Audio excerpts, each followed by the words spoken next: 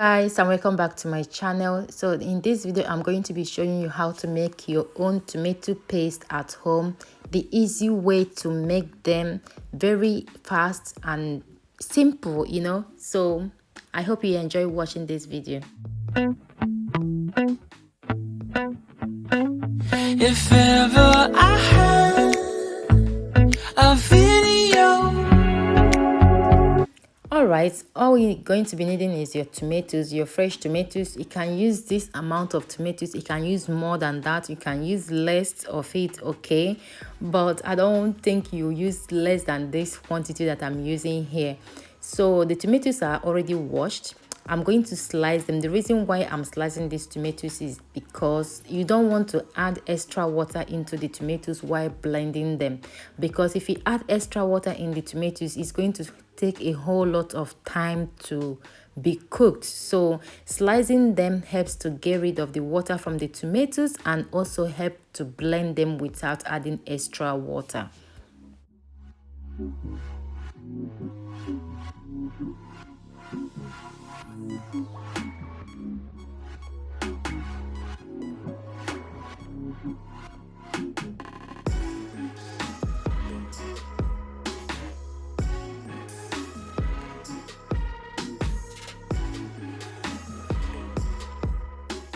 So I'm done slicing all the tomatoes or dicing all the tomatoes. So now it's time to blend them. You can actually de-seed the tomatoes. What I mean is they can actually remove the seed before blending them if you don't want to find seed into the tomato paste.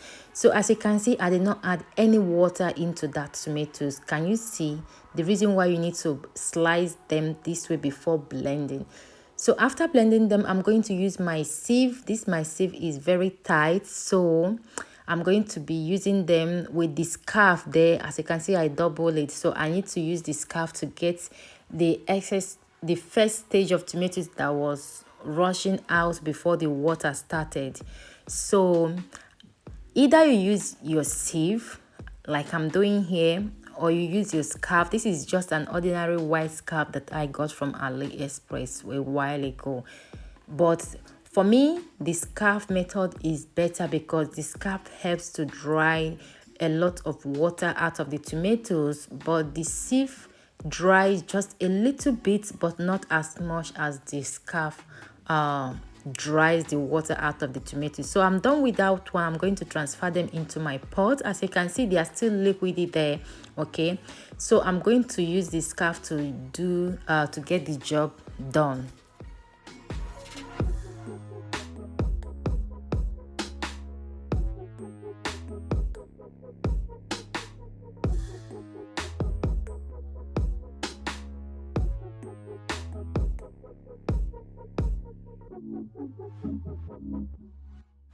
So I'm going to open this one. Now don't worry, that water that is rushing out is not your tomatoes. That is the water that's supposed to dry up when you cook them, okay? They are not tomatoes, all right?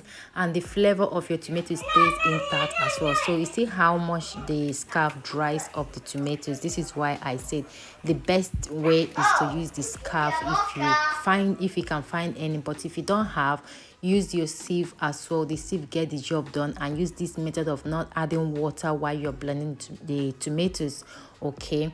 So I'm going to go ahead now to blend the remaining of the tomatoes and press the water out, and I will bring you guys back.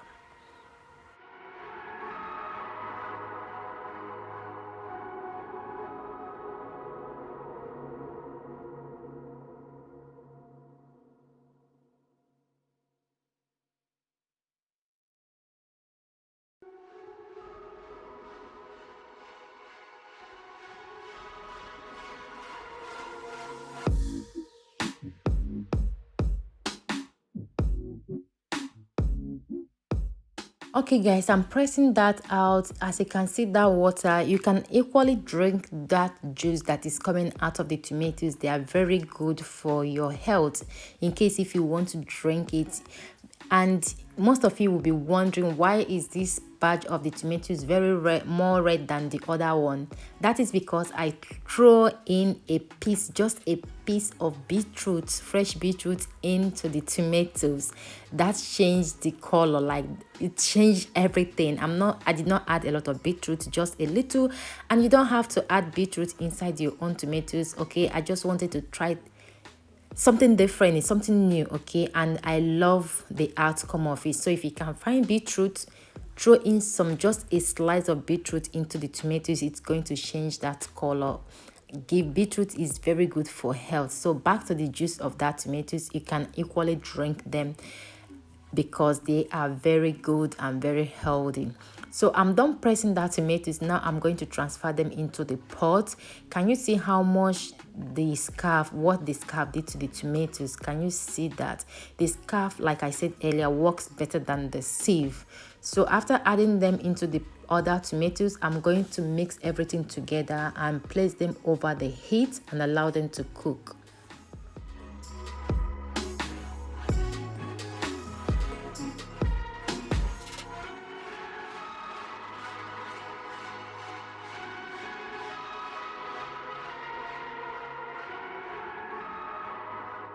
All right, after stirring them over the heat, I'm going to be adding some salt. Yes, guys, you need to add a little bit of salt into your tomato paste. This is why the tomato paste you prepare at home tastes different from the commercial one. Is because, have you ever read the ingredients that are in your tomato paste? Salt is very, very important, very essential when you are preparing your tomato paste at home, okay? So this is after 30 minutes. As you can see, the water is drying on a medium low heat. I did not use high heat to cook this. And this is after 1 hour. We are almost there, guys. So continue stirring them. Don't abandon them on the heat, okay? Because you don't want some part to cook and some parts burn. So yeah, I'm going to continue stirring them until the last section, and I'll bring you guys back.